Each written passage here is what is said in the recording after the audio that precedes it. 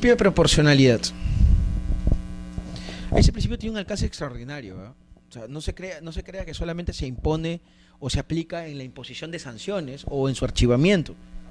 También tiene una mayor importancia en el derecho administrativo, sobre todo por la fuerte influencia que ha tenido el principio de razonabilidad de origen anglosajón, y que por ejemplo en la Argentina, en la doctrina argentina, incluso ha sido catalogado como un principio matriz, ¿no? Los anglosajones, dentro de esta idea flexible que siempre tienen, plantean la idea de la razonabilidad como un elemento clave, ¿no? Y esto aparece, por ejemplo, en nuestra legislación, contenido en el artículo 230, numeral 3 de la Ley de Procedimiento Administrativo General. En el tema de sancionador, el principio de proporcionalidad ha ido imponiendo la idea de que tiene que haber una necesaria adecuación entre las conductas infractoras, ¿sí?, los perjuicios causados por estas conductas,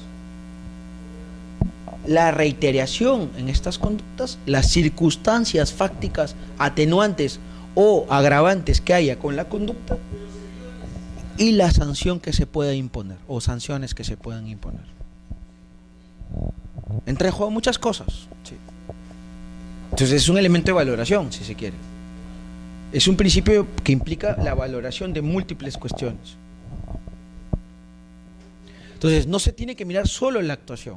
Cuando un órgano sancionador o un órgano instructor que pretende iniciar un sancionador revisa las posibilidades de poder ejercitar o no la potestad, o de imponer o no una sanción, o qué tipo de sanción hacer, tiene que valorar no solo la actuación, sino todo lo que está al costado de ella y todos los efectos que produce esta actuación, es decir, las consecuencias jurídicas anómalas, etc.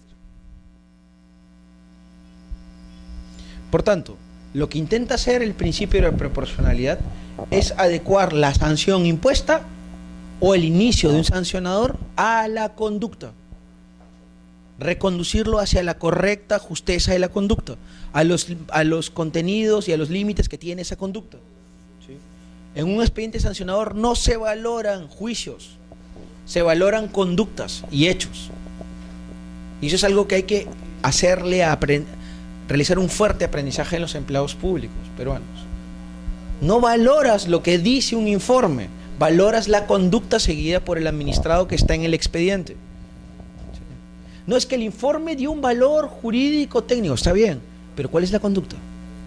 Sobre esta conducta construyes el juicio de valor, no al revés, ¿no? Entonces, la proporcionalidad obliga a que la conducta infractora sea el eje central, y sobre ella se vean las circunstancias atenuantes, se vean las circunstancias exculpatorias, por ejemplo, ¿sí?, si fuera el caso.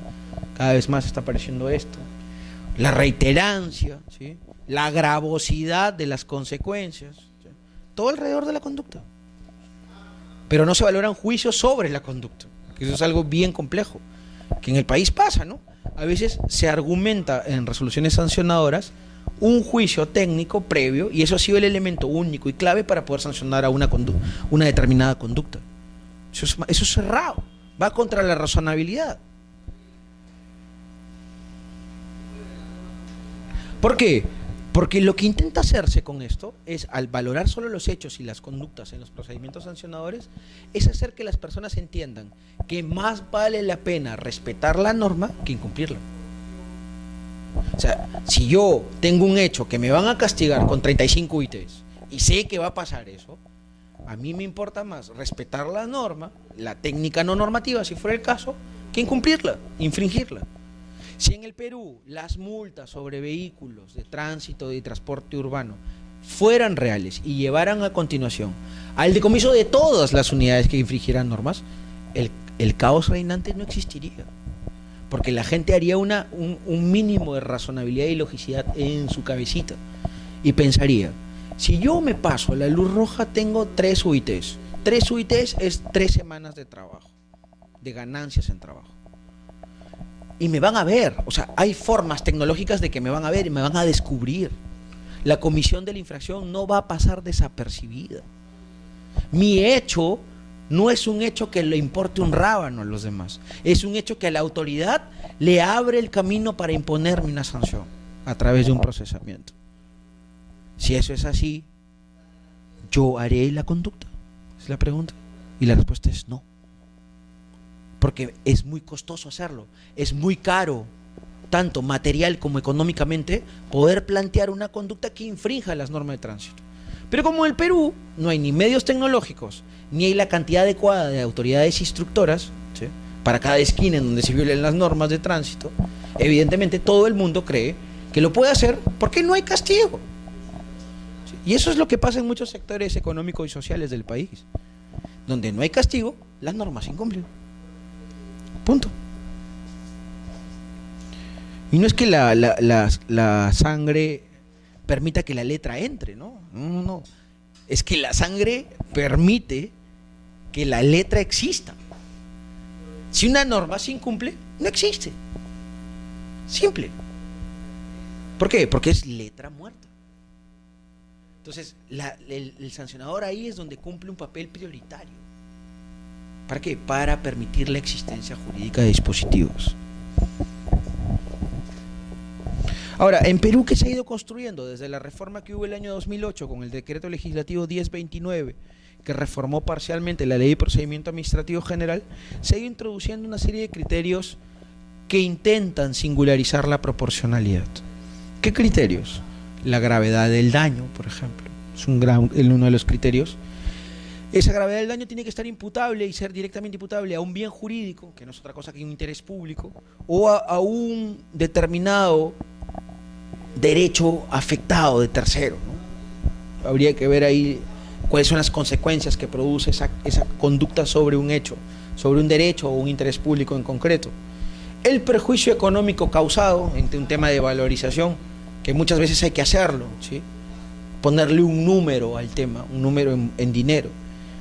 La continuidad o la repetición de la conducta, eso es un tema interesante.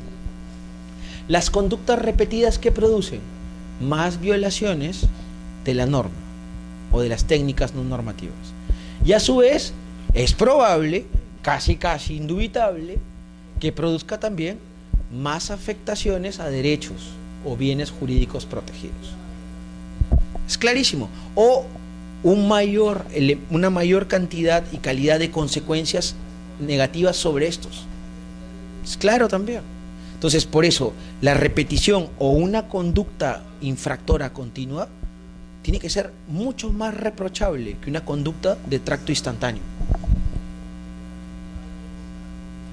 Y eso, si es lo primero, tiene que ser más fuertemente castigado.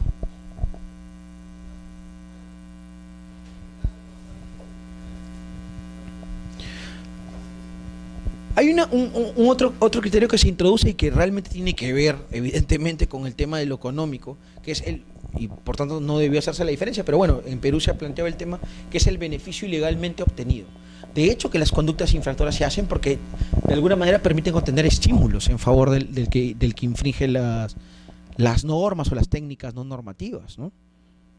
Es clarísimo que el infringir tiene que producirte alguna consecuencia favorable, pasar más rápido por la calle, eliminar algún trámite, no certificar algo, poder circular algún elemento que no debía circular, algo te tiene que producir, eso tiene que ser extirpado. Por eso es que la proporcionalidad lo que obliga es, si yo reviso que hay un beneficio ilícito, tengo que demoler ese beneficio, ¿sí? ¿Para qué? Para evitar que las personas crean que realizando esa conducta infractora pueden obtenerlo, ¿no? Y no realizando el cauce jurídico, porque ahí es donde aparece lo que en el Perú le llaman como informalidad, que no es otra cosa que el irrespeto por el derecho, ¿no?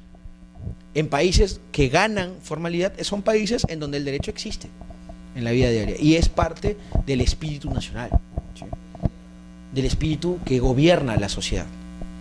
El derecho lo gobierna. Por eso los norteamericanos dicen no es un gobierno de hombres, es un gobierno de leyes, que sería un gobierno de la Constitución finalmente, ¿no? Entonces, las sociedades de primer mundo, ¿qué son? Son sociedades del derecho, sociedades donde el derecho permite la interrelación social. ¿Por qué? Porque los beneficios ilícitos tienen que ser atacados, vengan de donde vengan, y el sancionador busca eso. Y ahí es donde el derecho sancionador ha ido creando una técnica que, aunque no se le considera punitiva, sí es constrictiva, sí aflige a la persona, que es la medida reparatoria, que tiene que ver directamente con la eliminación de esos derechos ilícitos, obtenidos ilícitamente. con esos beneficios antijurídicos. ¿Sí? Bien, un último criterio de ponderación para la aplicación de la proporcionalidad, ¿sí? Un último criterio de ponderación para la es la idea clara, ¿sí? La idea clara de la existencia o no de intencionalidad. Existencia o no de intencionalidad.